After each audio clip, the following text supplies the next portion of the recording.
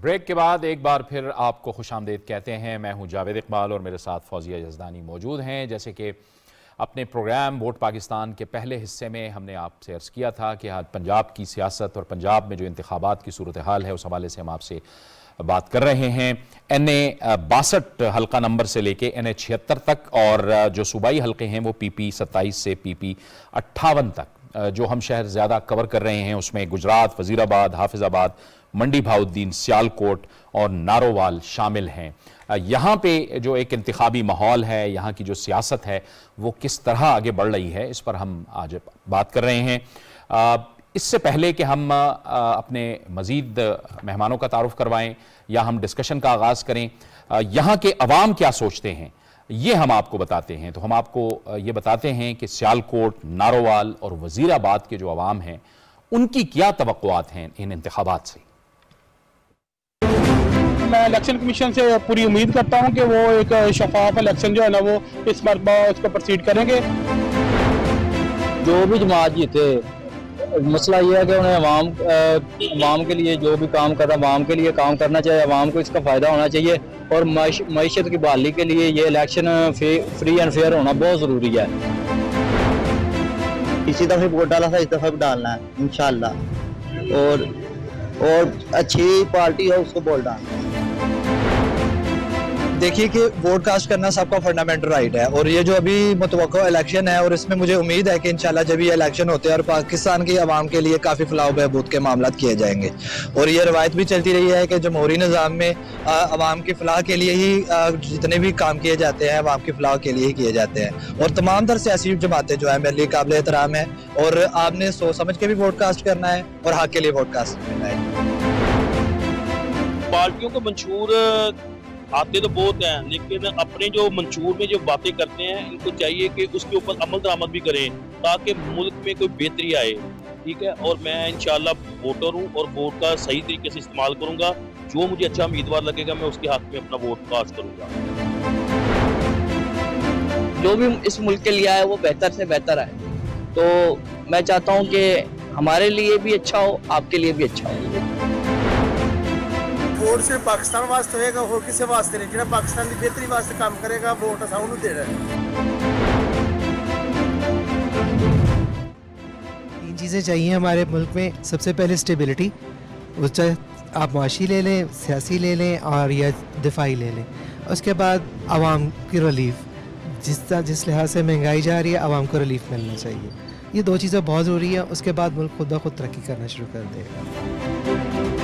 अल्लाह करे महंगाई ख़त्म करें, अच्छे हुक्मरान आए, मुल्क के लिए सोचें, कौम के लिए सोचें, तो इस मुल्क तो हमारा बहुत अच्छा है।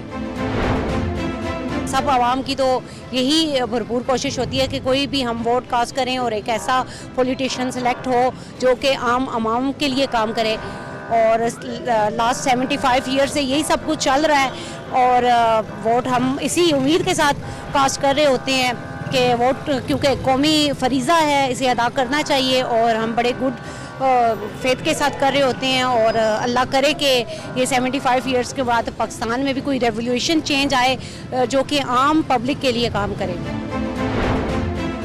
हुकूमत का काम जो होता है वो एक NGO होती है, 5 साल के लिए आती है और वो फोकस करती है जो अवाम की वेलफेयर। महंगाई देख लें आप, बिजली के काम बात हो रही है, डर लगता है बिजली का बिल देखते हुए। पाकिस्तान की सियासत में मंशूर तो मैटर ही नहीं करता, ना पार्टियां मंशूर देती हैं ना लोग पढ़ते हैं। यहाँ पावर पॉलिटिक्स होती है। मैं बजाते खुद एज ए वोटर उसी बंदे को प्रेफर करूँगा जो लोकली लोगों के साथ इंगेज है और लोगों के मसले मसाइल को समझते हैं। जो भी गवर्नमेंट बनेगी उसके लिए चैलेंजेस हैं, वो ये है सबसे बड़ा माशी चैलेंज है और उसके बाद जो है मुल्क के अंदर प्रोटोकॉल कल्चर का खात्मा, ये बहुत बड़ा चैलेंज है। जब तक इन पर कंट्रोल नहीं होगा, अखराजात कंट्रोल नहीं होंगे, हमारी मईशत जो है वो तरक्की नहीं कर सकती। हम इंशाल्लाह उम्मीद रखते हैं जो भी गवर्नमेंट जिसके भी बने, क्योंकि फर्स्ट प्रायोरिटी पे हम अपने प्यारा पाकिस्तान है हमें, तो जिसके भी हुकूमत बने तो हम समझते हैं कि वो पाकिस्तान के आने वाले बेहतर मुस्तकबल के लिए, अच्छे वक्त के लिए, नौजवानों की बेहतरी के लिए वो काम करें, हम उसको सपोर्ट करेंगे। जी, तो अवामी राय आपने देखी, उम्मीदें भी हैं, तवक्कुआत भी हैं, खदशात भी हैं, और जाहिर है अवाम है, जाहिर है अब फिर इलेक्शन की तरफ हम जा रहे हैं तो उनकी तवक्कुआत तो होनी है, और वो कहते हैं कि जो भी हुकूमत मुंतखब होगी वो हमारे मसाइल हल करेगी। तो मेहमान का तारुफ जो हमें ज्वाइन कर रहे हैं इस सेशन के अंदर, नए मेहमान वो हैं ज़ैगम खान साहब, तज्ज़ियाकार। ज़ैगम खान साहब, आपको हम बहुत खुश आमदीद कहते हैं। तंजीला मजहर, आमिर गौरी साहब और ताहिर नईम मलिक साहब तो हमारे साथ पहले सेशन से ही मौजूद हैं, और पहले सेशन में हमने एक स्टेज तो सेट कर दिया था इन हलकों के हवाले से। जो ज़ैगम, आपकी तरफ लोडेड क्वेश्चन, क्योंकि आपको थोड़ी उस क्वेश्चन में समरी भी मिल जाएगी जो हमने गुफ्तगू की। एक तो आपने अवामी आरा देखी कि वो क्या कह रही हैं, बात करें हम जीटी रोड की सियासत की, डिस्ट्रिक्ट आपके सामने है। बात हुई हमारे पहले सेशंस में ये कि हम उम्मीद करते हैं कि सियासी पार्टीज़, और ताहिर साहब ने ये बहुत खूबसूरत जुमला दिया था कि सियासी पार्टीज़ रिफॉर्म करेंगी, होप जनरेट करेंगी, मगर गवर्नेंस डेफिसिट उनके लिए हर रोज़ एक गवर्नेंस क्राइसिस में तब्दील हो जाता है, और फिर आगे जाके जितने इदारे हैं, कोई एक नहीं, मैं सब इदारों की बात कर रही हूँ, वो सब अपनी इंस्टीट्यूशनल हदूद जो हैं या मैंडेट जो है वो वहाँ पर उनकी वो हदें ब्लर करनी शुरू हो जाती हैं, और इन दी एंड सियासतदान बुरा हो जाता है। तो अगर ये जीटी रोड की सियासत है, और जीटी रोड की सियासत बरादरी और वोट तकसीम, हल्के की सियासत में बरादरी का जो रंग है वो ज़्यादा हो रहा है, मुअस्सर हो रहा है, और इसमें नौजवान हैं, ख़वातीन हैं, किस चीज़ से कनेक्ट करेंगे फिर हम, ये क्यों कनेक्ट करेंगे? शुक्रिया फौजिया। देखें, पहली तो बात है, जब जीटी रोड की बात करते हैं तो जीटी रोड क्या है? जीटी रोड वो सड़क है जो काबुल से कलकत्ता तक सलातीन के दौर में बनाई गई, फिर शेरशाह सूरी ने जिसको पक्का किया और मजीद बेहतर किया। इसका मतलब है ये पूरे साउथ एशिया की सबसे मेन आर्टरी या सबसे बड़ी शहरग थी, जो सलातीन की सल्तनत के लिए भी अहम तरीन थी, मुगलों के लिए अहम तरीन थी, अंग्रेज़ों के लिए भी अहम तरीन थी। यहाँ से कारोबार होता था, सफ़र होता था, और ये कनेक्ट करती थी साउथ एशिया को सेंट्रल एशिया के साथ, अफ़गानिस्तान के साथ। तो यहाँ पे कारोबार की वजह से, कनेक्टिविटी की वजह से यहाँ के इलाकों को वो मौके मिले हैं जो दूसरे इलाकों को नहीं मिले। ये लोग सबसे ज़्यादा फ़ौज में गए, इन्होंने सबसे ज़्यादा कारोबार किया, इनको सबसे ज़्यादा हुकूमत में नौकरियाँ मिली।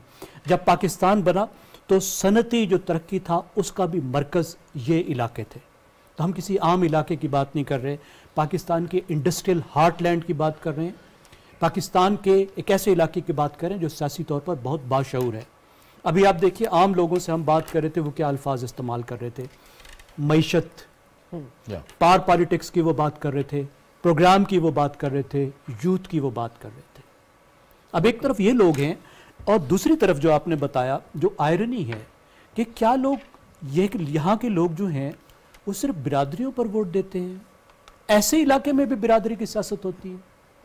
सिंध को तो ताना दिया जाता है, चलें जनूबी पंजाब की भी आप बात कर दें, क्या पाकिस्तान इंतहाई तरक्की करके भी बिरादरियों की सियासत करेगा? सिर्फ लोगों को इल्ज़ाम देने की बजाय हमें ये देखना होगा कि देखें, जो पेट्रोनेज पॉलिटिक्स होती है, बिरादरी की सबसे पहली सियासत क्यों होती है? इस वजह से होती है कि एक तो रियासत नाकाम हो गई है कि लोगों को जो सर्विसेज उसने अज खुद देनी है वो नहीं दे रही। लोगों को उसके लिए मिडलमैन चाहिए, थानेदार से बचने के लिए उन्हें को बंदा चाहिए, कचहरी में डीसी साहब तक पहुंचने के लिए उन्हें को बंदा चाहिए, ज़राई तरक्याती बैंक से कर्ज लेने के लिए उन्हें बंदा चाहिए। हर काम के लिए जो उनका अज खुद होना चाहिए उसके लिए उन्हें एक बंदे की तलाश है, तो उनको उसमें फंसाया गया है। आप देखिए, पेट्रोनेज पॉलिटिक्स वो चीज है जिसमें फंसाया जाता है दो वजह से। एक तो ये कि रियासत कहती है कि जो मैंने काम करना है वो तो मैं नहीं करने लगी, पहले को बंदा लाओ, तुम 100 में से 2 के काम मैं तब करूंगी जब तुम्हारे पास कोई मिडल मैन होगा। दूसरी तरफ वो क्लास है जो कहती है आओ जी मैं हूं, मैं ये काम नहीं करूंगा एमएनए बनकर कि मैं रियासत को फाल बनाऊं, मैं थाने को ठीक करूं कि आपको मेरे पास ना आना पड़े। वो कहता नहीं मैं हूं ना, तुम्हें जो मसला है मेरे पास आओ, मैं तुम्हें लेकर चलूंगा। तो ये एक पूरी क्लास पैदा हो गई। लेकिन फिर भी आप देखिए कि अगर इसी इलाके को हम मिसाल बना लें, बहुत पाकिस्तान की सियासत को समझने के लिए भी बहुत अहम है, इसके बावजूद भी जो लार्जर ट्रेंड्स हैं उसने लोगों पे असर किया है, और लोगों ने, इस इलाके के लोगों ने पाकिस्तान की सियासत को भी बदला है।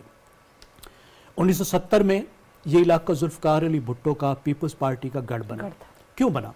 ये वो दौर है जब जो एक तो कारोबार, एक तो जो ज़राअत थी वहाँ पे ट्रैक्टर आ गया, बहुत से किसान बेरोजगार हुए तो उन्हें रुख करना पड़ा शहरों का। दूसरी तरफ शहरों में सनती तरक्की शुरू हुई। अब नतीजा क्या हुआ कि एक नई मजदूर क्लास पैदा हो गई बहुत बड़ी तादाद में, एक नई तरह की गरीब क्लास पैदा हो गई जो बेचैन थी और जिसको मोबिलाइज करना, और वो दौर भी ऐसा था जब क्लास के ऊपर लोग मोबिलाइज होते थे। अब सियासी पार्टियां क्या इन चीजों के साथ कनेक्ट कर पाएंगी 2024 अब देखिए अब क्या हुआ है, उसी हम उस जो माशी तरक्की थी, जो समाजी और माशी तरक्की जिसे सोशियो इकोनॉमिक डेवलपमेंट कहते हैं, अब उसके एक और दौर में आप पहुंचे। जाहिर एक पूरी नस्ल गुजर जाती है तो माशरा बदल जाता है। अब क्या बदला है, अब ये वो इलाका है जो मिडिल क्लास का गढ़ है, जहाँ का नौजवान तालीम याफ्ता है, जहाँ पे अब गरीब नहीं रहा। आप सियालकोट में जाइए, मजदूर भी 50,000, 70,000, 80,000 वहाँ कमाता है, भूखा कोई नहीं सोता। पाकिस्तान के लिहाज से यहाँ वर्किंग क्लास की अब वो नेचर नहीं रही। ठीक, तो अब वहाँ पे एक मिडिल क्लास है, तालीम याफ्ता नौजवान है, नौजवानों की बहुत बड़ी तादाद है। हमारी जो आबादी का रेशो है उसमें नौजवान बहुत बढ़ गए हैं और उनकी अपनी तमन्नाएं हैं। अब वो कहते हैं सिस्टम में हमारे लिए क्या है भाईजान, तुम्हारे आसे पासे तो तुम्हारी बेटी, तुम्हारा भाई, तुम्हारा भतीजा, तुम्हारा समधी है, मेरा मुस्तकबिल किधर है? तो क्या मैं भी कभी वजीर बनूंगा। तुम्हारा एमएनए फौत हुआ, तुमने बेटे को टिकट दे दी, एमपीए फौत हुआ, बेटी को टिकट दे दी, और मुझे भी कभी एमएनए बनाओगे? उसको यही जी लोग पूछ रहे हैं। और वो लोग कहते हैं कि तुमने मेरे लिए तो तुमने यूनियन काउंसिल भी नहीं छोड़ी, उसको तुमने बंद किया हुआ है, ऊपर तुमने सारा ये कर दिया है। मैं पढ़ा लिखा आदमी हूं, मुझे थाने में जलील होना पड़ता है, तुमने सर्विसेज भी बेहतर नहीं की। देखिए ये भी है कि मिडिल क्लास ये नहीं चाहती कि जाके किसी के आगे हाथ जोड़े। एक बीए पास, एमए पास बच्चा एमबीए करके आया है, उसके थाने में कोई मसला हो गया है, वो इसको इंतहाई तौहीन और जिल्लत समझता है कि वो एमपीए के आगे हाथ जोड़े कि जनाब चौधरी साहब जरा मेरा मसला हल कर दो। ठीक, उसने पढ़ा है, ऐड करो, फिर मैं आमिर की तरफ जाना ये इसमें जो है मैं ये चाहूंगा कि ये जो बड़ी अहम मुझे करने दीजिए, मुझे करने दीजिए कि इन चीजों ने नई सियासत पैदा की है, एक नई जमात का रास्ता खोला है। नैरेटिव की हद तक तो वो सारा कुछ कर रही है ना, आप उसकी परफॉर्मेंस पर बात कर सकते हैं, उसने डिलीवर किया या नहीं किया, लेकिन उसका नैरेटिव तो वो था ना जो मिडिल क्लास की एस्पिरेशंस पर बेस था। एक तो ये चीज तय हो गई ना कि 21वीं सदी का एक ऐसा चैलेंज, एक ऐसी चैलेंजर जमात उभरी है जो उनके साथ, उनकी एस्पिरेशंस के साथ, उनके नाराजगी के साथ, सबसे पहले तो उनकी नाराजगी के साथ, लेकिन साथ साथ उनकी तमन्नाओं के साथ भी मैच कर रही है। और दूसरी तरफ ये है कि वो जमातें जो मुख्तलिफ दौर में पैदा हुई थी, वो इस नए दौर को ना समझ रही हैं, ना उस नए दौर में दाखिल होने को तैयार है। ये अब जो बात थी मैं चाहूंगा कि इस पे सब बात कर लें, तब हम इससे आगे बढ़ें, क्योंकि ये बहुत अहम नुकता है। तंजीला का ले तो मैं फिर इस तरफ वालों के लिए थोड़ा सा ऐड करूंगी। ठीक है, जरूर जरूर। तंजीला, वही आप तो कुछ जो कहना चाह रही हैं वो तो आप जरूर कहिएगा, लेकिन बात यह है कि आप यहाँ पे बहस फिर उसी तरफ जाती है कि एमएनए, सेनेटर, वो जो नुमाइंदे हैं वो क्या इसलिए बैठे हुए हैं कि वो हमारे थाने के मसाइल हल करेंगे, वो हमारे कचहरी के मसाइल हल करेंगे। असल में तो निजाम आपने नीचे तक दिया ही नहीं कि जो 2 स्टेप पे जाके मसाइल को हल करे। वो एक ब्रॉडर एक बहस जो जन्म ले रही है। देखिए, मैंने कल भी कहा था कि पॉलिटिकल पूरा सिस्टम रीवैम्प होना है। आपके यहाँ पॉलिटिक्स किस बुनियाद पे होती है, सियासत की रूह क्या है? सियासत की रूह तो खिदमत है और इस्लाहात की तरफ बात जाती ही नहीं है, क्योंकि आप इस्लाहात चाहते नहीं। अगर आप इस्लाहात चाहेंगे तो आपकी पावर चली जाएगी। तो आपने 2 चीज़ों का तो उन्होंने जिक्र किया ना, लेकिन आपने सियासत में पैसे के बेदरेग इस्तेमाल और उसकी मुदाखलत की वजह से भी तो रास्ता बंद कर दिया। ये सिर्फ ये नहीं कि औरतों के लिए सियासत बड़ी मुश्किल है, जो मिडिल क्लास के मर्द हैं उनके लिए भी सियासत बहुत मुश्किल है। आपके पास बहुत सारी बड़ी गाड़ियाँ, बहुत सारे सिक्योरिटी गार्ड्स, आपके पास भी हाउसिंग सोसाइटी, ये सब चीज़ें होंगी क्योंकि आपने पावर को और पॉलिटिक्स को बिल्कुल नत्थी कर दिया एक दूसरे के साथ। एक तो रास्ता वो नहीं है। दूसरी मैं आपको बात बताऊं कि जिस तरीके से जो बाय डिज़ाइन ताहिर साहब बात करे थे ना, जैसे इस पूरे मुआशरे में डीपोलिटिसाइज की गई ना सोच समाज की, कि आपने सियासत को गाली बना दिया, आपने स्टूडेंट यूनियंस पे पाबंदी लगा दी। तो सियासत, ये कह रहे हैं ना, नौजवान कहता हमारे लिए क्या है, लेकिन क्या वो नौजवान सियासत करना चाहता है? क्या उसको सियासत करनी आती है? आपने सियासत सिखाई नहीं और फिर नौजवान सियासत में कूदे, आपने देखा क्या हुआ। तो आपके लिए लम्हा फिक्रिया है, आपके लिए ये एक अलार्मिंग पॉइंट था कि अगर आप सियासत सिखाएंगे नहीं, आप सियासी तरबियत शुरू से करेंगे नहीं, तो फिर जब वो पैराशूट लैंडिंग करके सब आ जाएंगे मैदान में तो वही खड़मच मचेगा जो मचा, और उससे पाकिस्तान का नुकसान हुआ, रियासत का नुकसान हुआ, सियासत का नुकसान हुआ।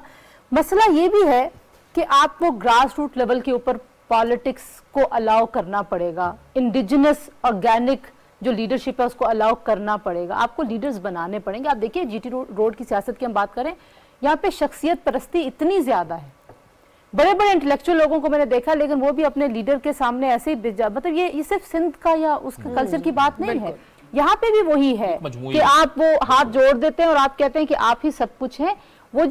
वो जो इंटेलेक्ट लेवल होना चाहिए, जो मैं कह रही हूँ ना कि लीडर तो वो है, रहनुमा तो वो है जो 20 साल का रास्ता बताएगा, जो वहाँ इलाके की यूथ के लिए कोई गाइडलाइंस लेके आएगा, कोई रोड मैप देगा। ऐसा तो कोई लीडर हम बनने ही नहीं देते, इतने अच्छे अच्छे लोग हैं, ऐसा नहीं कि लोग नहीं है।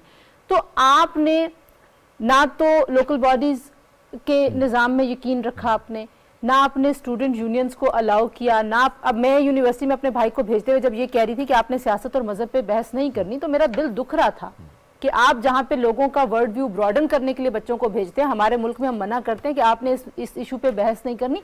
मेरा ख्याल ये है इस पूरे निज़ाम को एक नई तरतीब की ज़रूरत है।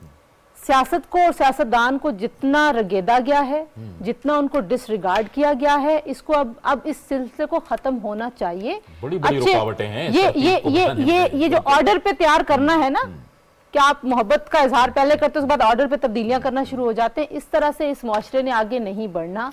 लीडर होता है, वो अपने इलाके की डायनेमिक को समझता है, वो सही परफॉर्म नहीं करेगा, वो उसको लोग रिजेक्ट करेंगे। लोगों को इजाज़त दें, उन्हीं में से लीडर चुनने की जहमत जो है वो होनी चाहिए, और उसी पे मेरा ख्याल है यकीन भी होना चाहिए। तो जाहिर है ये बहुत फिलोसफिकल और आइडियल सिचुएशन की मैं बात कर रही हूँ, लेकिन इसके अलावा आपके इन सारे मसाइल का कोई हल नहीं है। आप पैसे के अमल दखल को ख़त्म करें, निज़ाम को मजबूत करें, डिलीवरी की बुनियाद पे निज़ाम अगर आएगा तो आप MNA के पास नहीं जाएंगे नौकरियों के लिए। और फिर हुआ क्या, देखिए नौकरी तो हक है ना लोगों का, लेकिन फिर ये भी हुआ कि जो MNA के ज्यादा नजदीक है वहां पे फिर आपको किसी नालायक को भी नौकरी देनी पड़ जाती है। यहाँ सारी खराबी हो गई ना, सब कुछ खराब हो गया। यहाँ पर पॉज करें, जो मैं ऐड करना चाहती थी, मैं आई एम सो हैप्पी कि तंजीला ने डिस्कशन को एब्सोल्युटली उसी तरफ ले गए। ये होता है हम ख्याल लोगों का पैनल पे बैठने का फायदा। कि Aamir, bringing it to you, हमने वॉक्स पॉप में एक बड़ी इंपॉर्टेंट बात छड़ी, पावर पॉलिटिक्स इंपॉर्टेंट है, मंशूर नहीं, नंबर एक। फिर हमने डिस्कशन में जो तंजीला ने बात की, ये मेरे लिए भी बहुत इंपॉर्टेंट है कि जब हम नर्सरी नहीं रख रहे, सियासी नर्सरी, मेरे लिए मकामी हुकूमतें हैं, एक हमारे पास सियासी नर्सरी नहीं है। फिर हम सियासी लीडरान को हमने एक बड़े सोचे समझे, वो कहते हैं ना मेथड इन मैडनेस के जरिए हमने उनको बुरा किया। कल मैंने स्टैट्स बताए थे कि जो इसके गैलप के सर्वे थे कि 8% जब पिछले दफा हुआ तो वो क्रिमिनल रिकॉर्ड जो था उसमें से उनका पेशा पॉलिटिशियन था, हम उसको उठाते हैं। फिर हम ये भी देख रहे हैं कि मौरूसी सियासत भी अब कुछ दम तोड़ती नजर आ रही है, क्योंकि आगे बच्चे, ताहिर साहब ने भी जो बात की थी, वो आपस में जुड़ नहीं रहे, चाहे वो चौधरी खानदान हो, चाहे वो PMLN हो, PPP में वो वाला इशू नहीं है, बाकी बड़ी पार्टियों में अभी बच्चे उस लेवल के ऊपर नहीं है। तो इस सारे को अगर हम जोड़ें तो ये कहाँ लेकर जाना चाह रहे हैं हम? देखें, अगर फर्स्ट क्या सिर्फ जो पंजाब की पिछली जो पार्लियामेंट है उसके नंबर्स देखें ना, तो ऐसा लगता है कि 3 बड़े धड़े हैं। मुस्लिम लीग सबसे ऊपर थी नंबर्स के अंदर, 130 सीट्स, 129, 131। दूसरी तहरीक इंसाफ थी, एक नई पार्टी जो बनाई गई थी, और तीसरे इंडिपेंडेंट्स थे जो उस वक्त तक जहन नहीं बना सके कि हमने कहाँ जाना है। अपने आप को उन्होंने थोड़ा सा होल्ड करके रखा। Most of them joined the runner up and then became part of the. बाकी किसी की 7 सीटें, पीपल्स पार्टी की 7 सीटें पंजाब के अंदर, यानी पंजाब की असम्बली में, और उसी तरह जो चौधरी की जमात थी। ये कोई बहुत ज़्यादा हेल्दी पिक्चर नहीं है, ठीक है ना। अब अगर फ़र्ज़ किया, मैं आप बात मान लूँ जो जैगम कह रहे थे कि अगर फ़र्ज़ किया आपका एक MNA, द मिडल मैन, वो आपको मिल गया, तो एक जोक है लाहौर के अंदर, हमने देखा ड्रामे के अंदर, उन्होंने कहा यार इस्लामाबाद एक काम पे आ गया, कोई बंदा जाना ना लाया। उन्हें कहा बंदा देख जाना लड़ा है, अगे उधर कोई जाना लड़ा कोई नहीं।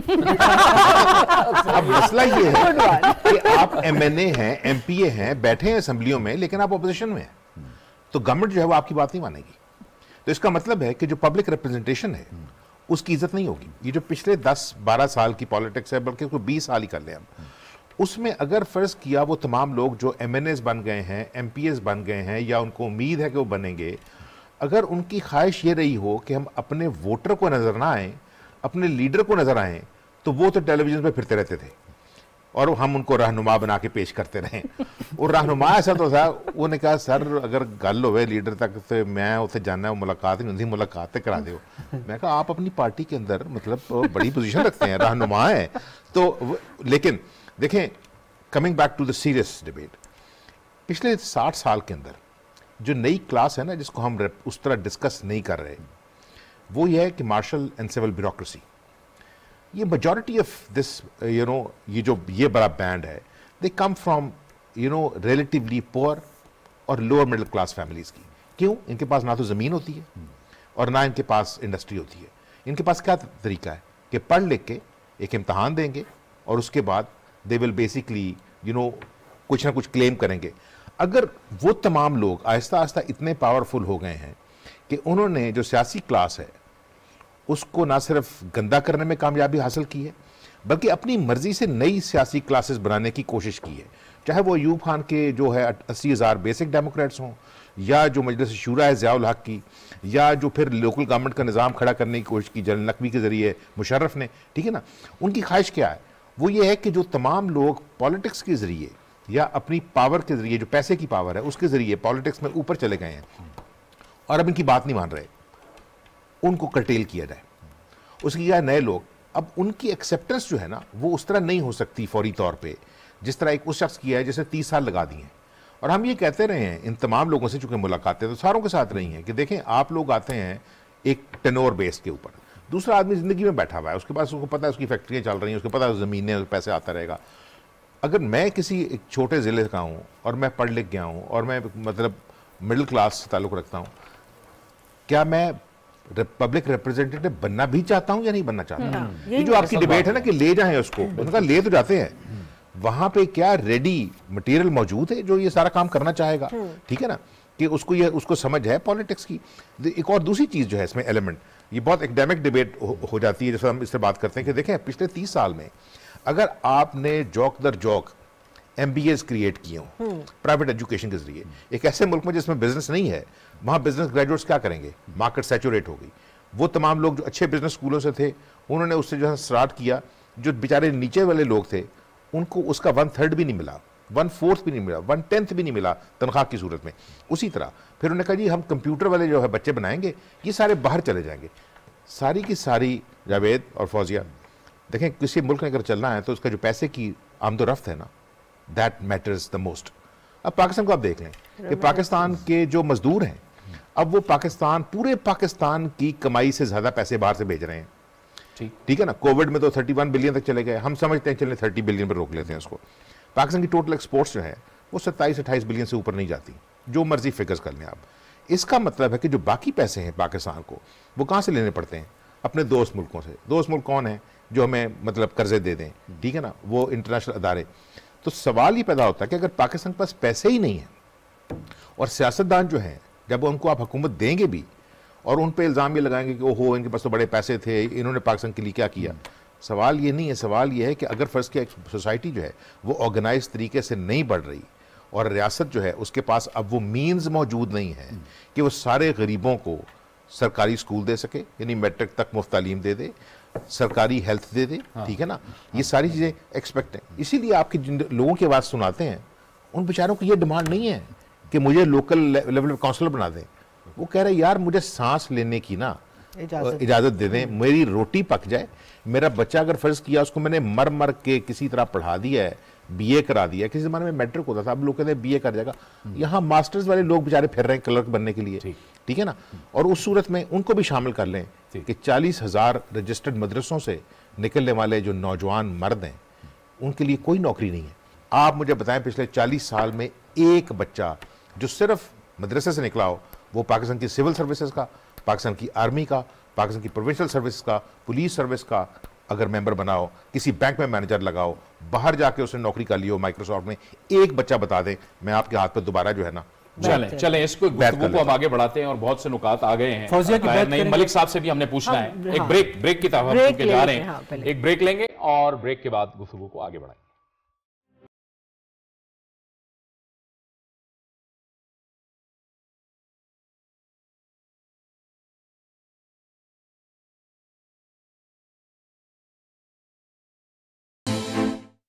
लाहौर एंटरटेनमेंट सिटी, और वो भी घूम घुमा कर नहीं, मेन जीटी रोड पर। तो अपना फोन निकालें और डायल करें 11133987।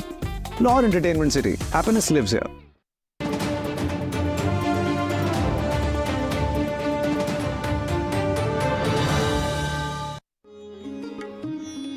जो यहाँ से सीखा, जो यूनिवर्सिटी ऑफ मियाँ वाली प्रिजन, वो कहीं से नहीं सीखा। मेरे अंदर कोई लाहौरिया बैठा हुआ है जो कहता है कि खबरदार अपना एड्रेस नहीं भूलना।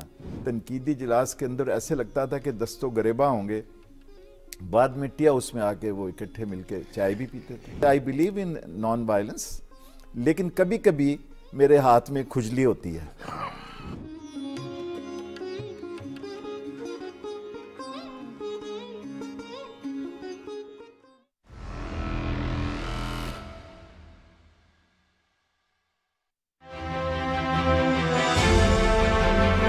चीन के गेट से हम सरजमीन पाक में दाखिल हुए।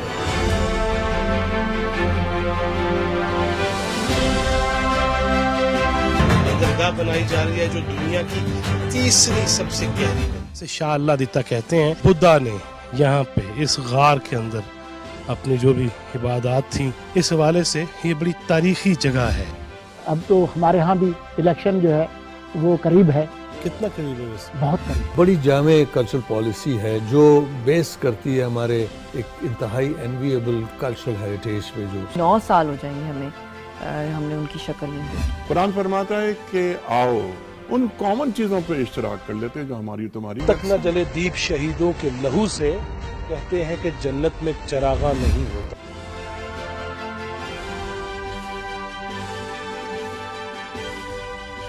लाहौर एंटरटेनमेंट सिटी, और वो भी घूम घुमा कर नहीं, मेन जीटी रोड पर।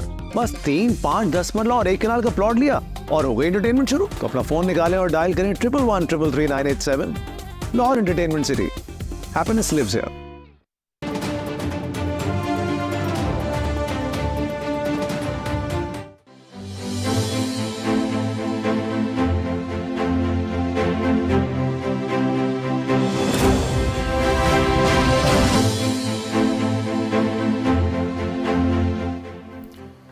ब्रेक के बाद एक बार फिर आपको खुशामदीद कहते हैं। ब्रेक से पहले आमिर गौरी साहब ने अहम नुकात उठाए थे। आमिर गौरी साहब के सामने एक अर्ज़ कर दूं कि एक आए हैं जिन्होंने 2 साल पहले पुलिस सर्विसेज ऑफ पाकिस्तान में उन्होंने CSS किया।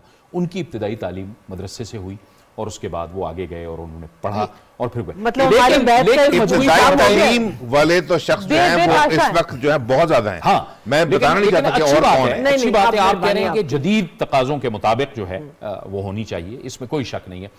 ताहिर नईम मलिक साहब को गुफ्तगू में शामिल करते हैं। ताहिर नईम मलिक साहब, एक ब्रॉडर पर्सपेक्टिव में भी गुफ्तगू हो रही है कि आमिर साहब ने भी बड़ी अहम नुकात उठाए कि इंक्लूसिविटी की। ज़ैगम खान साहब ने बात की कि अवाम को भी आगे आना है। वो भी कह रहे हैं कि हमने भी कभी असम्बली का मेंबर बनना है, कौमी का या सूबाई का। वो खुद भी इंटरेस्टेड है इस बात में कि मुझे, जो आमिर साहब कह रहे हैं कि मुझे सिस्टम का हिस्सा बनना है, या हम बात करते हैं नहीं जी हमने सियासत में तो हिस्सा नहीं लेना। एक तो ये बात।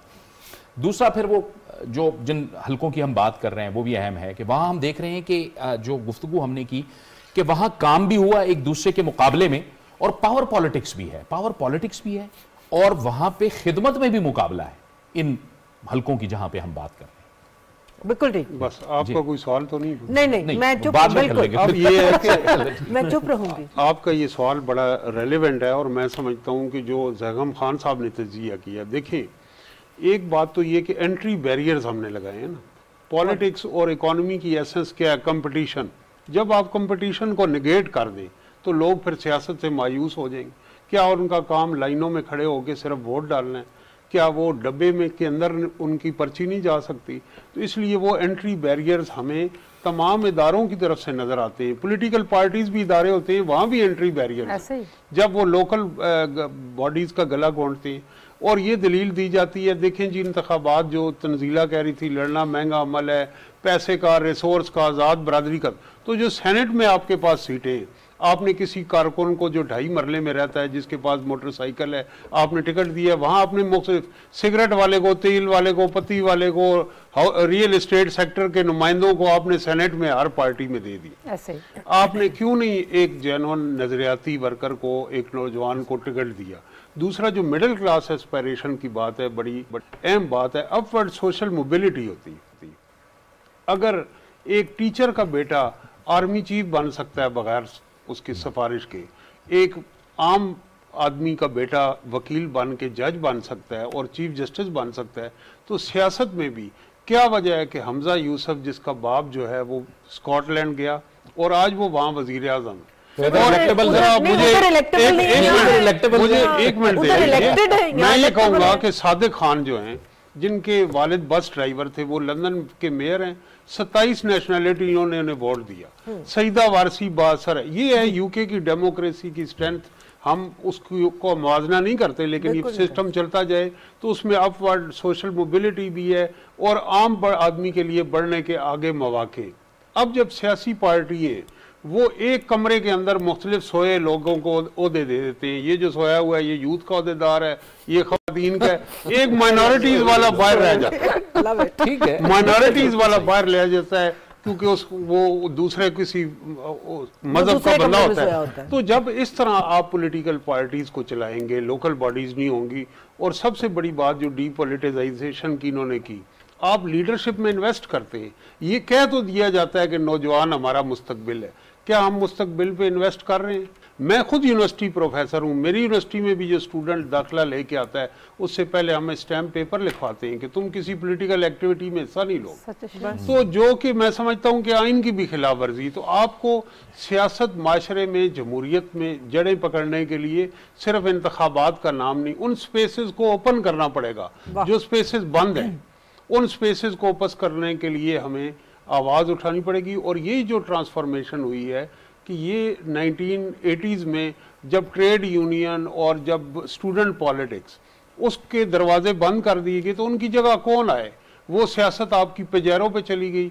और आज पेजेरों से ये है कि जो जेट और हेलीकॉप्टर जिनके पास हैं वो वहाँ फिजा में, लीडर का काम गर्दन से ऊपर देखना है, धूल मिट्टी उड़ती है उसके मुंह में जाती है, तालियों में जाता है। तो लीडर से क्या, आम आदमी से लीडरशिप इतनी दूर हो गई है जितना एक मैदान में खड़ा हुआ आदमी और ऊपर हेलीकॉप्टर है।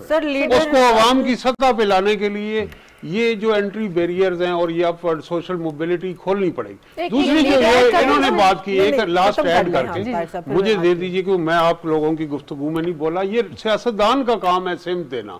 पॉपुलेशन कंट्रोल चाइना में हुई तो किसने की? सियासतदानों ने की। मईशत में की सिम ठीक की गई तो मनमोहन सिंह ने की ना, लिबरलाइजेशन मॉडल किया। और ग्रामीण बैंक का आइडिया आया तो मोहम्मद यूनुस ने दिया जो आज।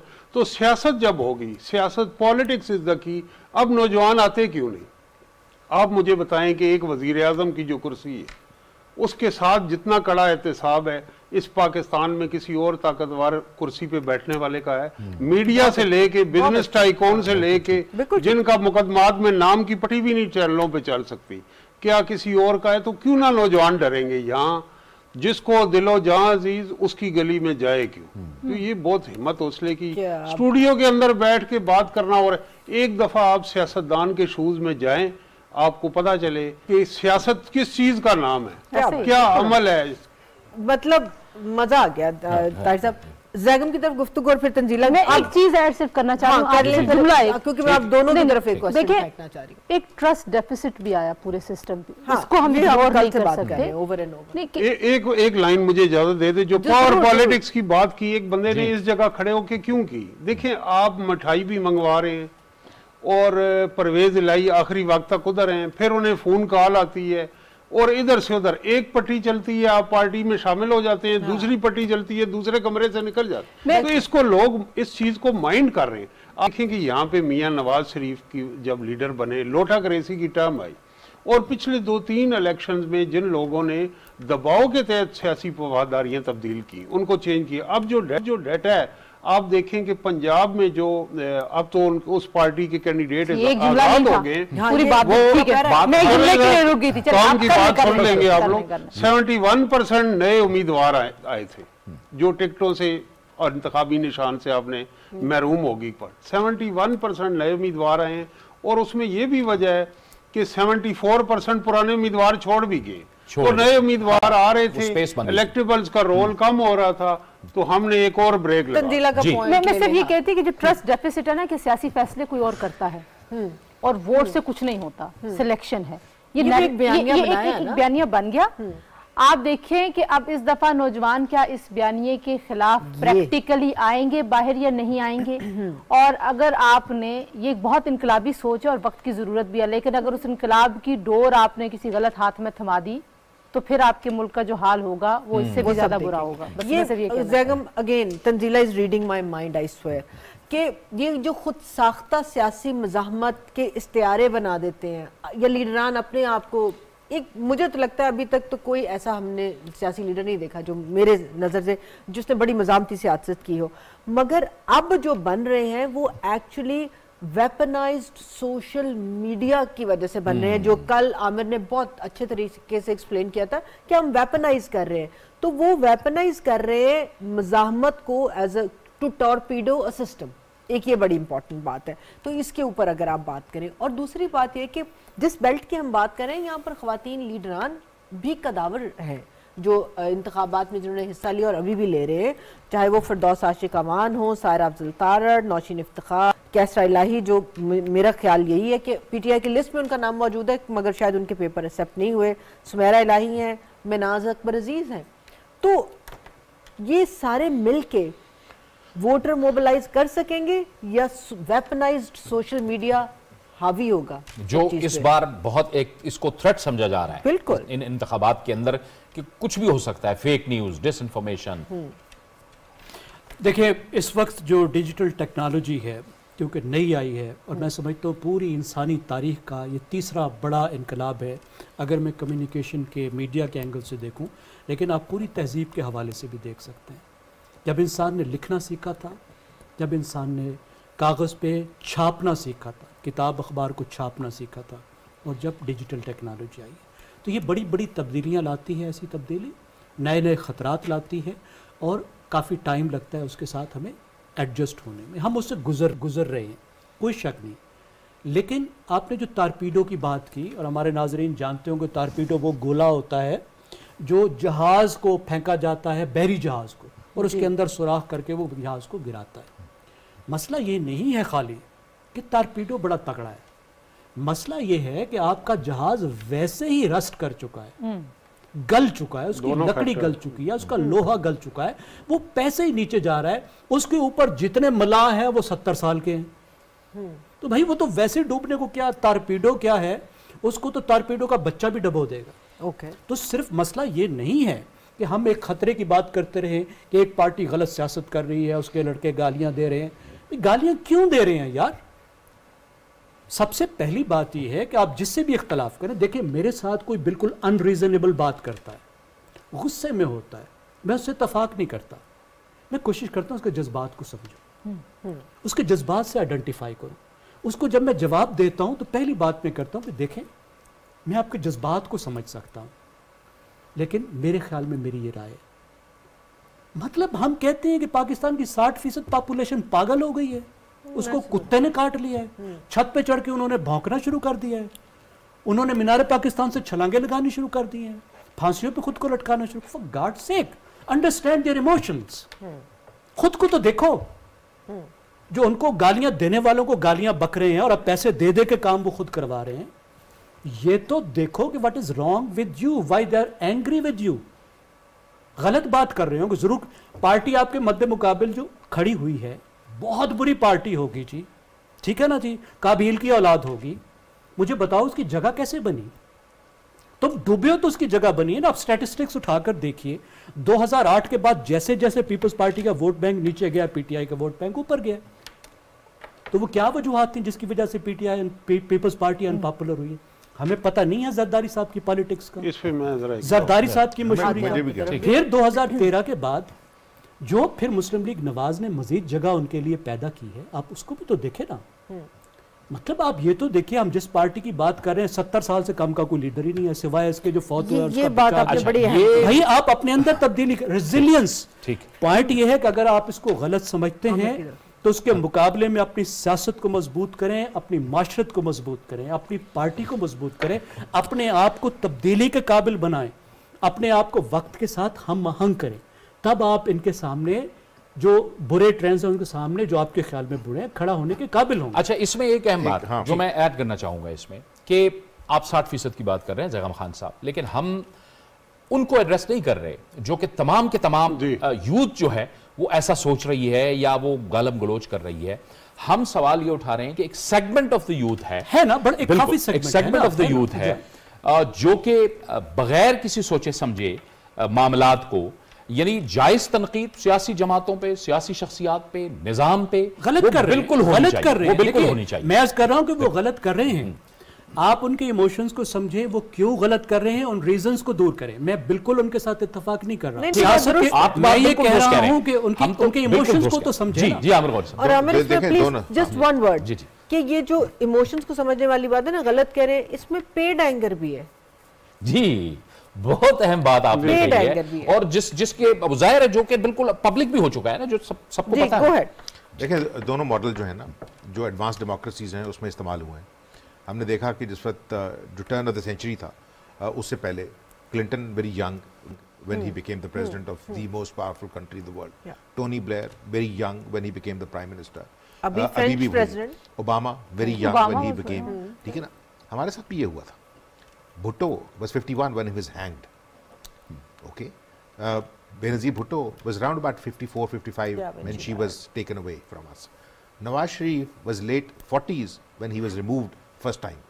सवाल ये है कि अगर आपने इनको वक्त दे दिया होता और अवाम को ये फैसला करने की ताकत दे दी होती कि आप इनको रिजेक्ट करें, आपका क्या ख्याल है कि नवाज शरीफ जो है वो बैठा रहता?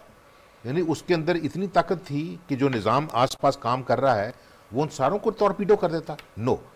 लेकिन अगर फर्ज किया आप 20 महीने के बाद, 24 महीने के बाद, फिर 28 महीने के बाद, फिर 26 महीने के बाद, और फिर कहेंगे ओहो इन्होंने बारियां ले ली हैं, यार मेरी बात सुने, और फिर ये नैरेटिव बनाएंगे तो 30 साल से बैठे हैं।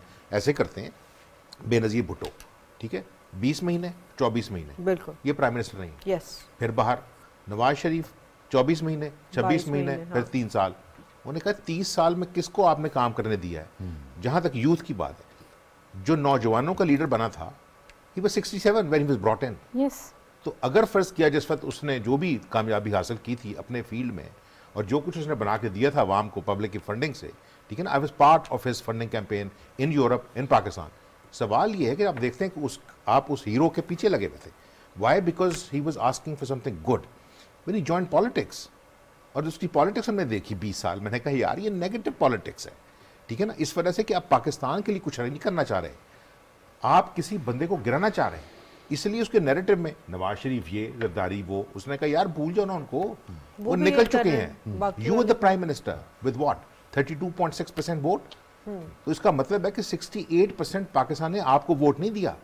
तो ये जो है ना, ये जो बुलडोजर चलाया गया था लेवल प्लेइंग फील्ड, वो अब दोबारा नहीं बन सकता। लेकिन वो जो है ना 71 साल, तो वो जिस आदमी को यूथ लेके फिर रही है वो भी अभी 71 साल का है, ठीक है ना। तो इसका मतलब है फिर ऐसे करते हैं उस पूरे बंच को उठा के हम किसी और गुलदान में लगा देते हैं और फिर किसका इंतजार करेंगे।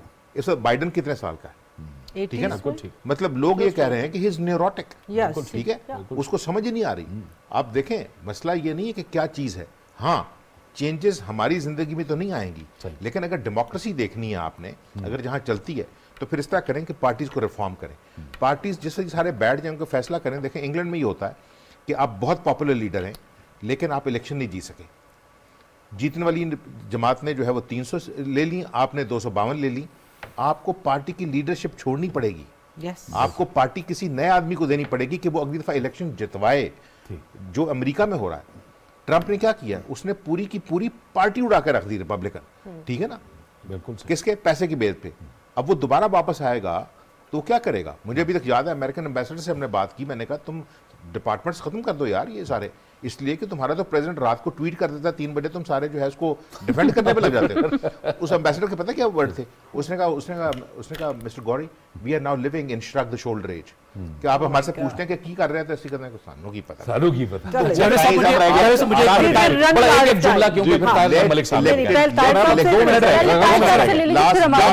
Last one word, let the elected governments complete their terms. Yes. Don't disrupt them. Let people, you know, vote them. Call the shot. Tahir साहब ने तो फिर आखिरी जुमला आपसे ले जी, मैं ये कहना चाहूँगा कि ये जो इस वक्त हम यूथ की बात कर रहे हैं, इसमें 2 फैक्टर हैं। एक तो ये कि क्या ये ज़रूरी है कि किसी पार्टी का जो लीडर है वो खुद नौजवान नस्ल का हो। एक चले दुनिया की जमहूरियतों का आप देखें तो ज़रूरी है भी, नहीं भी है। और दूसरा ये कि वो पार्टी यूथ के साथ कितनी इंगेजमेंट करती है, इंटरेक्शन करती है। तो हम ये बात, इसमें ये बात दुरुस्त है कि जो मेन स्ट्रीम सियासी पार्टी हैं, पीपल्स पार्टी है, नून लीग है, इनकी यूथ एंगेजमेंट ANP है, वो यूथ के साथ जिस लेवल की होनी चाहिए उस लेवल की नहीं, और उसके खुद जिम्मेदार हैं। दूसरा ये जो है कि ये PTI के बारे में जो गुफ्तगू हो रही है, उसके अंदर 30 साल इन्वेस्ट किए गए। जब यहाँ नौजवान धरने में भी आए एक मखसूस बयानिए के लिए, उसको उस वक्त रियासत की सपोर्ट। 2 जुमले, नौजवान भी हो सकता है लीडर, बूढ़ा भी हो सकता है, हमें विजडम भी ओल्ड की चाहिए। यहाँ पे सवाल ये है कि 1985 में जो भर्ती हुए थे अभी तक वो 2013 में नौकरी पे हैं, सब के सब वही लीडर हैं। इस तरह पॉलिटिक्स नहीं चल सकती, लीडरशिप नहीं चल सकती, मुल्क नहीं चल सकता। आप नए लोगों को भी साथ अंदर लाएं, बात ये है। मेरा ख्याल है कि नौजवानों के गुस्से में के ऊपर ज्यादा बहस नहीं होनी चाहिए। जो वजूहात हैं गुस्से की, वो उन नौजवानों को भी एड्रेस करती है जो इस वक्त गुस्से में नहीं है, और जब आपकी डिमांड्स उनके साथ मैच कर रही होती है तो समहाउ वो अट्रैक्ट होना शुरू हो जाते हैं। तो असल बात यह है कि तमाम सियासी जमातों को कोई ऐसा प्रोग्राम देना चाहिए, नौजवानों को सिमत देनी चाहिए, रहनुमाई करनी चाहिए और होप देनी चाहिए। देयर इज नो होप इस पूरे निजाम में। जरूरी नहीं कि यूथ जो है वो फैसला जो करे वो बेस्ड हो अकल और फहम पे। हो सकता है यूथ जो है वो फैसला करे गुस्से के ऊपर, नाराजगी के ऊपर, इसको भी सामने रखें। बहुत शुक्रिया आमिर गौरी साहब, ताहिर नईम मलिक साहब, ज़ैगम खान साहब और तंजीला मजहर साहिबा, आपका ये गुफ्तगू जाहिर है कि चलती रहेगी और जब गुफ्तगू होती है तो उससे नई बातें भी निकलती हैं। लेकिन जो नौजवान नस्ल है उसको अपने वोट का इस्तेमाल हर सूरत में इंतहाई मस्बत तरीके से करना है। उन्हें आना है और वोट देना है, अपना जमहूरी हक इस्तेमाल करना है और पाकिस्तान के तमाम अवाम को अपना जमहूरी हक इस्तेमाल करना है। कल इंशाअल्लाह आपसे दोबारा मुलाकात होगी। मुझे और फौजिया यज़दानी को दीजिए इजाज़त। अल्लाह हाफ़िज़।